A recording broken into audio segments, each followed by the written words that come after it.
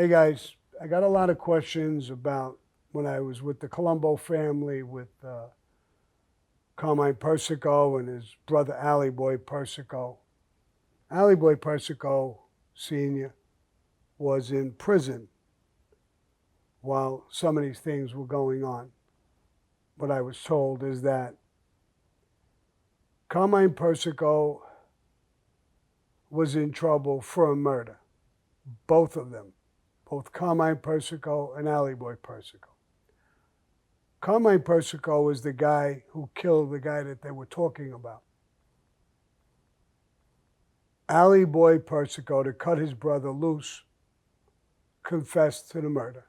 He wasn't involved in the murder. He took no part in the murder, from what I understand. And I believe he copped out to 25 years. And Carmine Persico was released.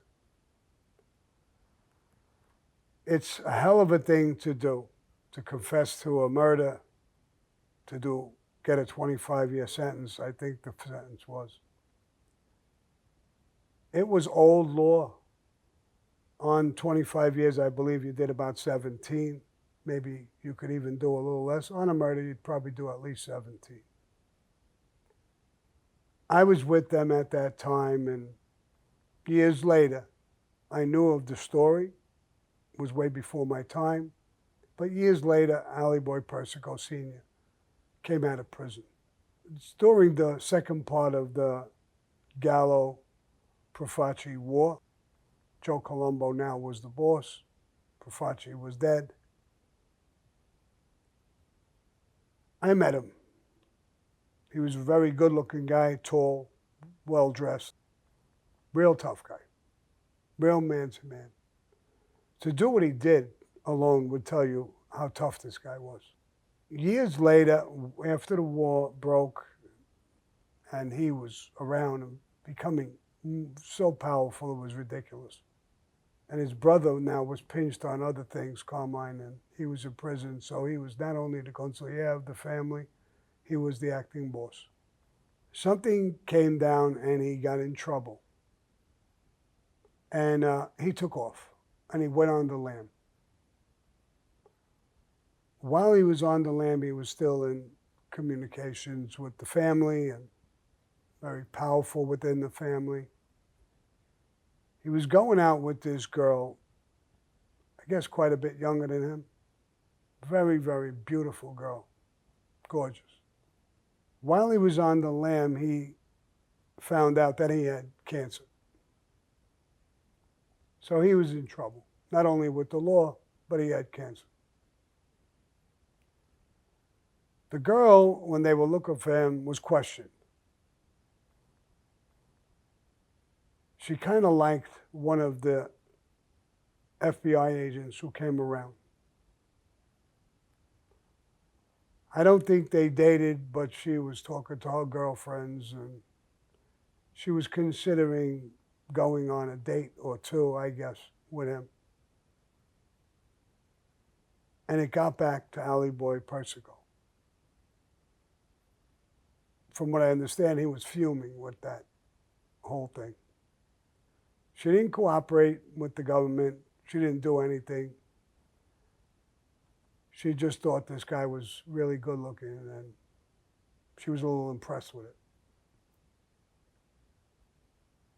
Ali Boy eventually sent a message in to take her out. The excuse would be is that she's an informant. Years later, we know she wasn't. But that's the excuse they used. Persicos were no nonsense, tough guys, and they weren't shy about killing people, as you already know. The contract was given to Greg Scarpa Sr. When I heard the story, it just turned my stomach a little bit. I heard that he sent for her in a club. She came into the club.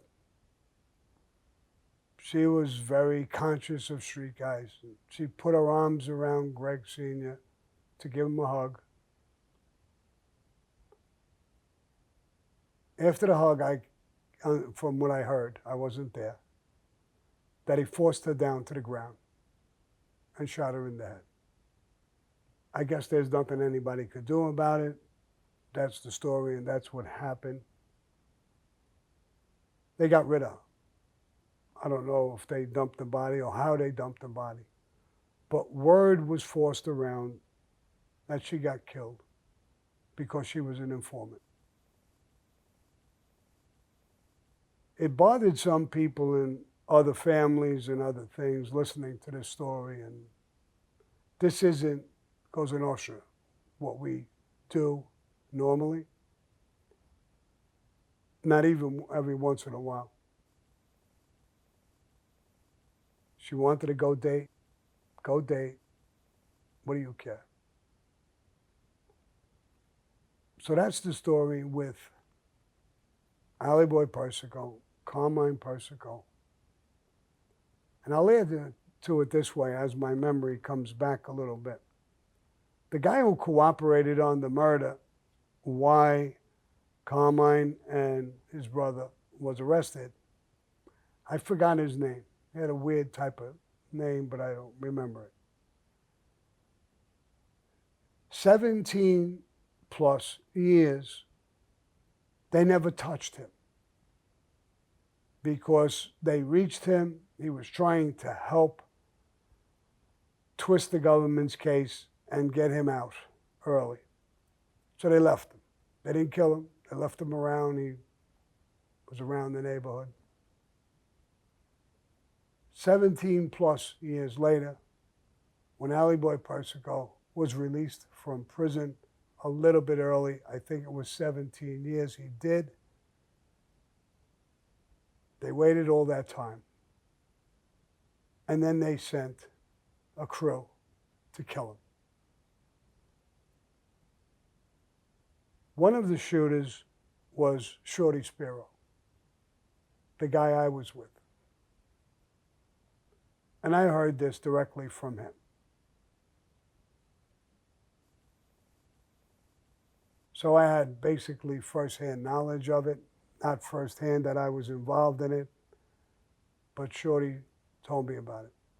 I was being schooled in the Colombo family, and Shorty was occasionally talking to me about these things.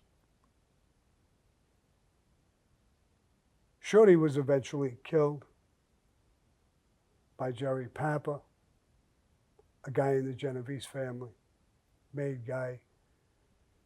You'll probably remember that Jerry Papa was in the Rampers with me. He was the leader of the Rampers. He wound up being a made guy in the Genovese family. He was a mad hatter. He was a little kill crazy. He did a sneak hit. Eventually, he got killed. But let me get back to Allie Boy Persico. While all of this went on, the cancer was raging in him. He couldn't really go into regular hospitals. They always had sneak doctors or people who would get involved. But he needed attention and care, and he was suffering. So he came in. He came into the police. Figured he would get out on bail on his case and be treated by decent hospitals and everything. And he was arrested. He wasn't released. He stayed in prison. And he died in prison. I know the story bounces a little bit as I'm telling it back and forth, but that's how I remember it, the best I could say with it. And as you already know, I was eventually released from the Colombo family and brought over into the Gambino family. This just became history to me. I had no involvement in any of those things, basically. But I was close enough that I knew where the bodies were buried. If you like this video, press like. Press subscribe. All right, people. Adios, motherfuckers.